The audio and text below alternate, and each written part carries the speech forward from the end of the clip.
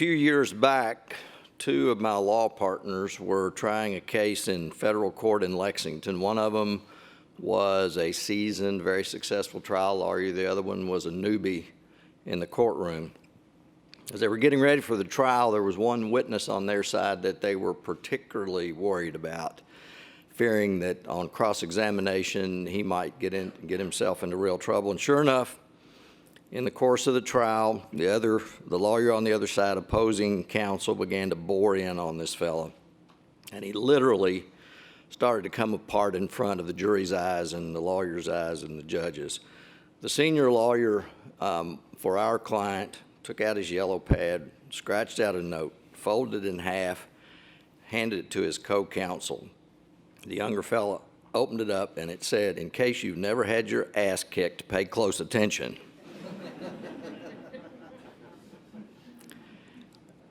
I tell you that story, I think, for an obvious reason that David Fuscus laid out for us in painful detail, and that is that we have watched as the American thoroughbred industry has been kicked in the same place, in the same way, and kicked again over the last 8 months. And yet, there are still some folks within our industry that do not appear to be paying close attention. We all now know that things have to change, and prominent among them is the way we handle medication regulation in the United States. The goals of the Horse Racing Integrity Act are simple and straightforward. We want the cleanest possible sport, we want the safest possible sport, and we want an even playing field. Now, those of us in this room all know that the misuse of medications is not the sole cause, the primary cause, or even a contributing factor in every catastrophic breakdown. But I can say without fear of contradiction that the misuse of medication, especially medications that suppress pain and allow horses to run that should never be in the starting gate, is a contributing factor in many cases, and I think we all know that as well. More importantly, again, as David pointed out, we all have to recognize that we are no longer debating solely within the confines of our industry what drug can be given when, how long before a race, how long between different kinds of treatments. Our audience now, our jury of our peers, is not just the organizations and people, including many in this room, that have been debating those issues for years. We are today subject to the penetrating scrutiny of the public at large and the news outlets that determine what they will see and hear. So we all need to take note. It is the universal public sentiment and the universally accepted public policy in the United States that performance-enhancing drugs have no place in sport. And when you add to that even the remote possibility that it's contributing to the death of our equine athletes, I think we all now understand what the picture looks like. The recent public outcry has only added a new sense of urgency to that which we have known for years. We have to fix our medication regulation system. And when I say that in this context, I always put system in quotes because what we have is no system at all. We have a patchwork and a poor patchwork within all of the different states. Now, we've understood that. We've tried. Federal legislation is not the choice of first resort for us. We tried with an interstate compact, and the leaders of the industry, including most of the organizations you would love to see around the table working together, the Jockey Club, the American Quarter Horse Association, the United States Trotting Association, RCI, the New York State Racing and Wagering Board, the NTRA, Keeneland, the Kentucky Horse Racing Commission, the National, believe it or not, HBPA, worked together in 2009 and 2010 to create the Interstate Racing and Wagering Compact. Kentucky passed it. New York passed it in one house of the legislature. Virginia tried to pass it but didn't effectively do so. So like that failed motion under Robert's Rules of Order, that compact died for lack of a second. Now they're trying again in the Mid-Atlantic region, and I commend them for the effort. But the reality is the Achilles heel of interstate compacts is the set of conditions you typically have to put into them to get them passed in the first place. And those are like individual rule opt-outs. That was a problem with the first compact, meaning any state can say, well, the rest of you guys put that in place, but we're not going to do it.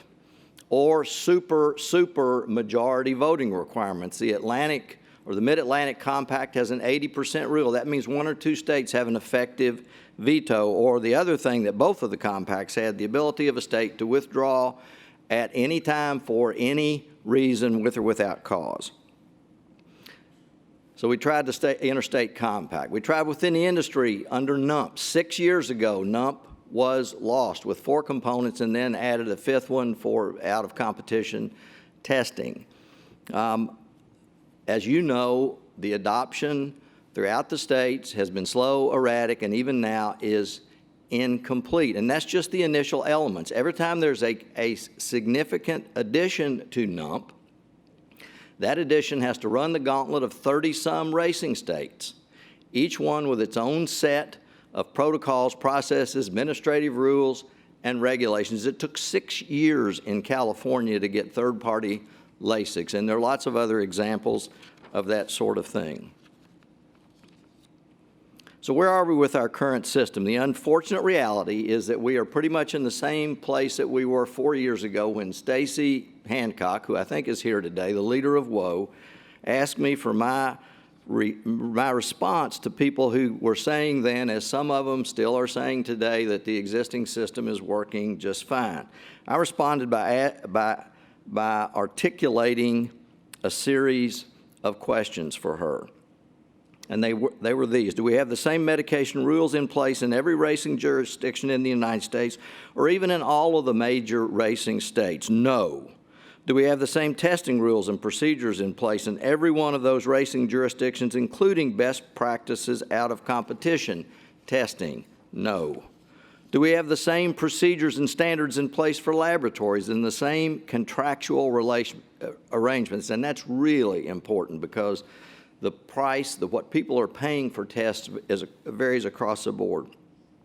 Do we have those everywhere? And are all the labs accredited to international standards? No and no. Do we have the same processes for investigation, prosecution, and adjudication of rules violations in all of the racing jurisdictions? Again, no. Do we have the same system of penalties in place in every racing jurisdiction, and is there consistency in the application of those penalties? Meaning, does the same offense draw the same penalty in California as it does in New York, as it does in Kentucky and Florida? No. Do we have a system in place that can react quickly and uniformly throughout the nation to address the latest new drug that comes along and is used by those who would cheat to try to beat the system? No. Do we have a medication regulatory authority in place that can speak with one voice to the authorities of other nations when the need to do so arises, such as was the case, I said then recently, with respect to the BHA's new steroid policy? Again, no.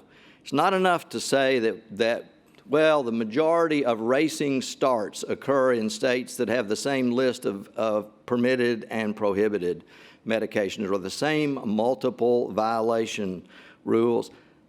That's not national uniformity. If they don't test the same, if they don't have the same lab contracts, if they don't investigate as thoroughly, if they don't do all those other things, it's not uniformity, and it's not sufficient rigor in all probability. We could be uniform and weak, and that would be no better than we are today.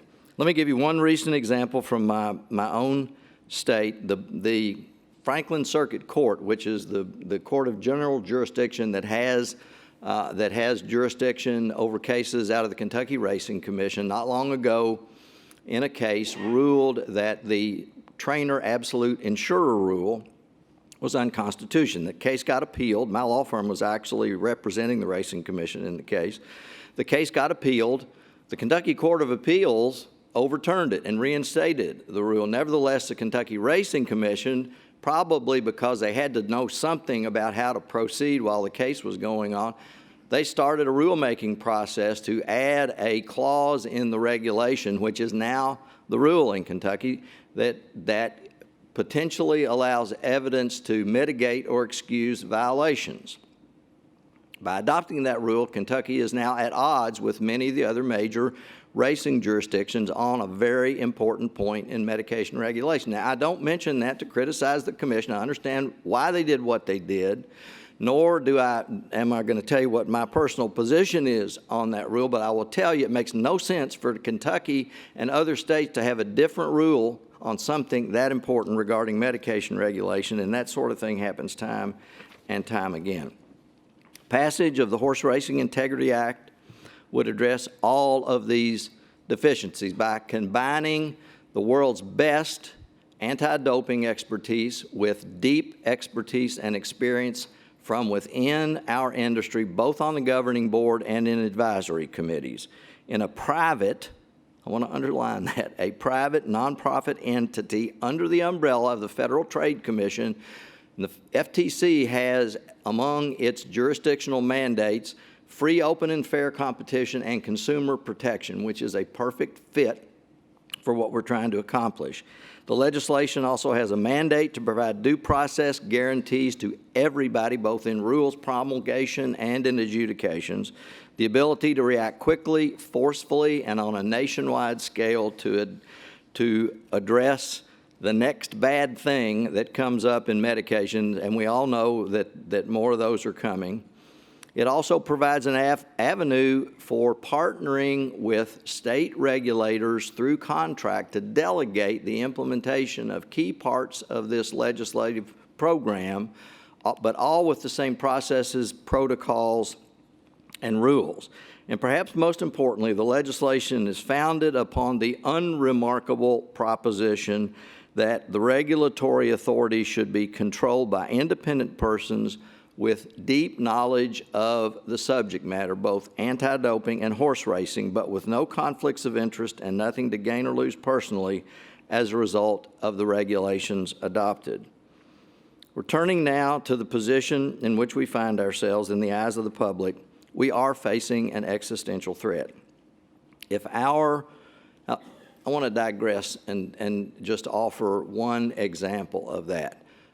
Within the last 3 weeks, I've had 2 separate conversations with longtime successful breeders who were giving serious thought to having to sell their farms if something doesn't happen quickly and effectively soon. So we are facing an existential threat. If our response to that threat is or even appears to be business as usual, we're going to lose. We're going to have no chance of fending off the same people that did away with the circus, that did away with dog racing in Florida because they have their sights on us. Albert Einstein once said his definition of insanity is doing the same thing over and over again and expecting different results. A Kentucky county judge that I once talked to about a different sort of reform said essentially the same thing in more down-to-earth but equally eloquent terms when he said to me, if we keep doing what we're doing, we'll get what we got. And that was about the accent, too. We all know that we need to change what we're doing. In the battle we are waging for the hearts and minds of the public, passage of meaningful reforms will be critical. The HIA represents true reform, and because of that, as you've seen, it's supported not just by industry key players like the Breeders' Cup, Toba, KTA, Keeneland, Woe, the Jockey Club, but also, thank you, Valerie, by the Humane Society of the United States, the American Society for the Prevention of Cruelty to Animals, and a number of other animal welfare organizations. They're all part of the Coalition for Horse Racing Integrity. We are moving forward, notwithstanding what you might have heard from some folks. We are moving forward with this legislation, We have bipartisan-sponsored companion bills in both houses of Congress. We have 137 co-sponsors in the House. Now that we've got a Senate bill, we'll pick up co-sponsors there, and we're going to pick up more in the House soon. We have widespread support, but there's a lot of room at the table for others to pitch in, and they're meaningful rules for horsemen's groups, for RCI, and for others not yet on board to play. I'll just leave you with this word. We are in a crisis. I think we all know that. It threatens the very existence of our sport. Many people believe that they are staring at the abyss. The future of thoroughbred racing and breeding is at stake. We have to do more to protect our athletes. We have to do more to get the cheaters and the abusers out of our sport. And there is a path forward. The HIA represents that path. It can put us on the road to not just recovery, but prosperity if we will all join in. Thank you.